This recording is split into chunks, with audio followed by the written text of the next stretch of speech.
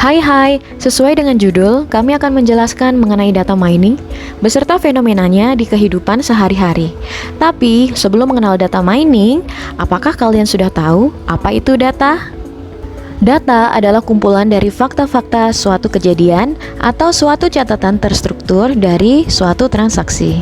Contoh, ada seorang mahasiswa yang memiliki NPM, nama, tempat lahir, tanggal lahir, alamat, jenis kelamin, dan agama. Ini merupakan suatu fakta atau data yang dimiliki oleh mahasiswa tersebut. Kemudian kumpulan dari data selanjutnya dirangkum, direkap, dan diolah dengan metode statistik data menjadi sebuah informasi. Informasi akan membentuk suatu pola atau model yang muncul. Dan model atau pola yang muncul ini akan membentuk suatu knowledge atau pengetahuan. Pengetahuan ini akan digunakan untuk membuat suatu kebijakan baik di bidang bisnis, pendidikan, kesehatan, dan lain-lain. Tahu nggak, dalam sehari manusia menghasilkan banyak sekali data. Misalnya saja pada Instagram, lebih dari 500 juta pengguna aktif membuat story dalam seharinya. Dan Google menyimpan lebih dari 2,5 exabyte data dalam setiap harinya. Dari banyaknya data yang diproduksi tadi, muncullah sebuah konsep yang disebut dengan data mining. Apa itu data mining? Mari kita simak penjelasannya. Data mining adalah proses mengolah data, cara untuk mengumpulkan pola tersembunyi. Simpelnya tuh kayak cara untuk mengumpulkan atau menganalisis data supaya lebih mudah mengumpulkan pola atau informasi penting. Di sini ada penerapannya. Yang pertama bisnis, yaitu menganalisis perilaku konsumen untuk rekomendasi produk seperti Tokopedia atau Shopee. Yang kedua, ada perbankan, yaitu mendeteksi transaksi yang mencurigakan. Yang ketiga, ada kesehatan, yaitu memprediksi kemungkinan penyakit dari data pasien. Yang keempat, ada media sosial, yaitu menganalisis tren dan sentimen pengguna. Yang terakhir ada edukasi yang bertujuan untuk menggali pengetahuan pola tersembunyi dari data pendidikan dan meningkatkan kualitas proses belajar mengajar. Tracking adalah data mining. Yang pertama adalah melacak pola atau urutan peristiwa. Teknik ini berfungsi untuk menentukan suatu pola pada serangkaian kejadian yang berurutan. Teknik tracking dapat mendetifikasi sesuatu pada interval tertentu seperti lonjakan permintaan produk ketika weekend atau jumlah orang mengunjungi situs atau saat cuaca tertentu. Teknik classification memerlukan teknik data mining yang lebih kompleks karena menuntut Anda untuk mengumpulkan seluruh data dari kelas atau kategori tertentu. Teknik ini merupakan yang paling umum digunakan. Anda dapat mengaplikasikan untuk mengelompokkan data berdasarkan label yang Anda inginkan. Misalnya, berdasarkan informasi finansial dan transaksi, Anda dapat mengelompokkan pelanggan menjadi low, medium, atau high credit risk.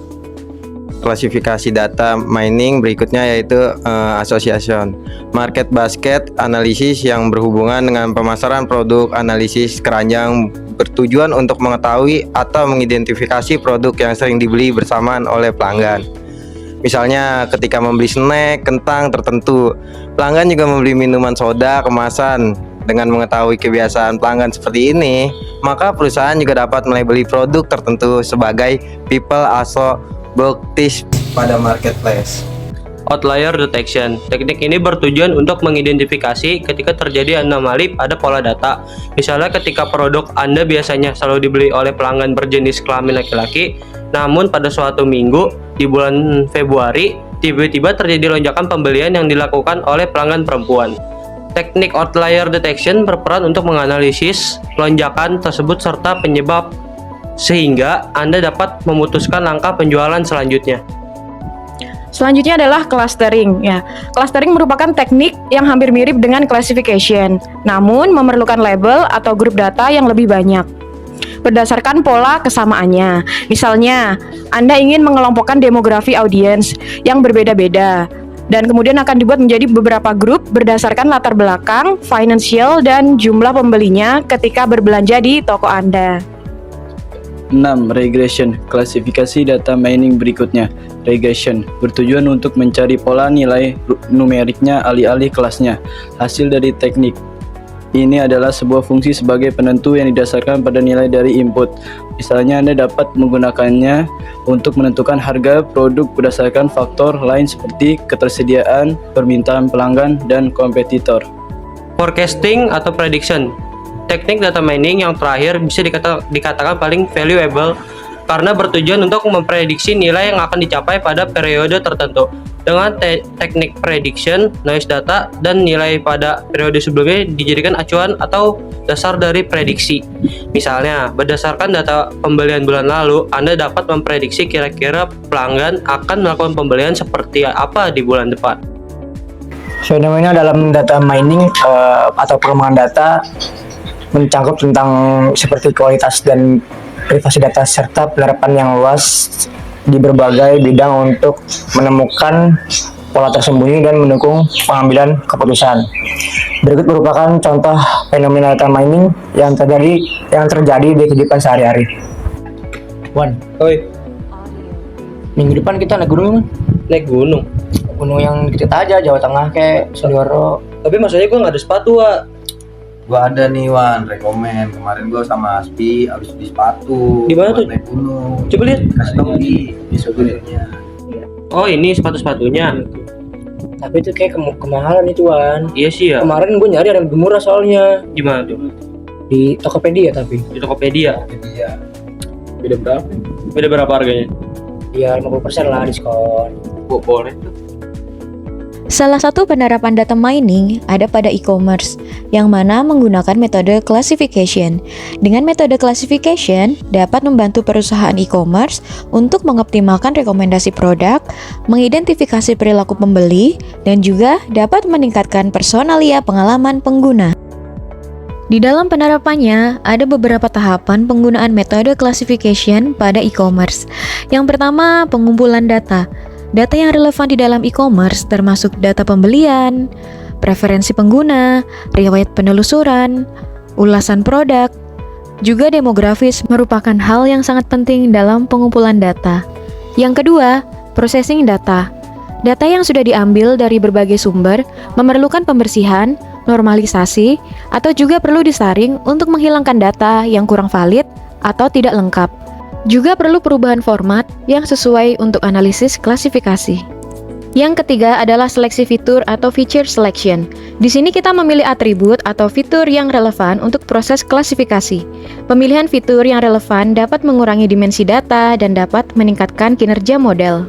Yang terakhir adalah pengelompokan pelanggan.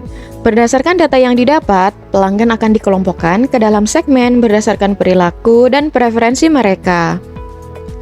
Setelah mendapatkan hasil klasifikasi, perusahaan dapat mengambil keputusan untuk menentukan harga, mengelola stok, atau memberikan penawaran produk sesuai dengan kebutuhan pelanggan.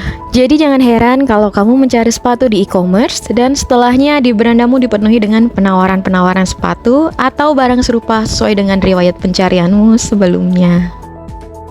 Kita ambil contoh lainnya. Ketika kamu melakukan like pada postingan galau, artinya kamu sedang mengirimkan sinyal kuat atau data kepada sistem bahwa kamu menyukai postingan seperti ini. Kemudian perilaku dan preferensimu akan dipelajari oleh algoritma, sehingga algoritma akan merekomendasikan For You page atau FYP galau dalam media sosialmu seperti Instagram atau TikTok. Fenomena ini biasa disebut dengan filter bubble, dan dapat terjadi karena adanya sistem yang disebut dengan machine learning. Itu tadi merupakan sedikit informasi yang dapat kami rangkum mengenai data mining. Semoga dapat bermanfaat dan memberikan kalian sedikit gambaran mengenai penerapan data mining dalam kehidupan sehari-hari. Terima kasih sudah menyimak dan bye-bye.